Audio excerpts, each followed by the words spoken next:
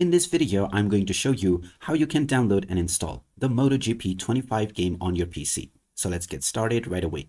First of all, open up the Steam application on your device. Once you open it up, you can click on the search box and just type in MotoGP 25 to begin your search. Once you find the game, you can click on it, and this will take you into the game page where you can check out the trailer and the reviews.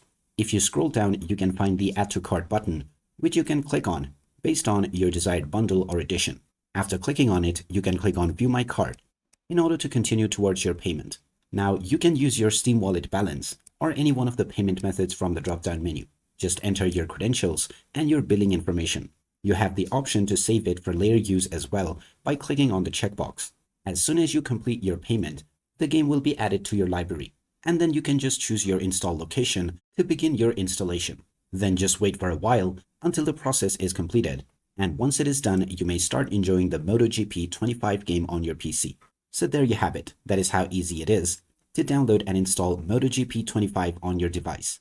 If you find this video helpful, make sure to hit that like button and subscribe to our channel for more helpful tips and tutorials. Thanks for watching, and I'll see you again in the next one.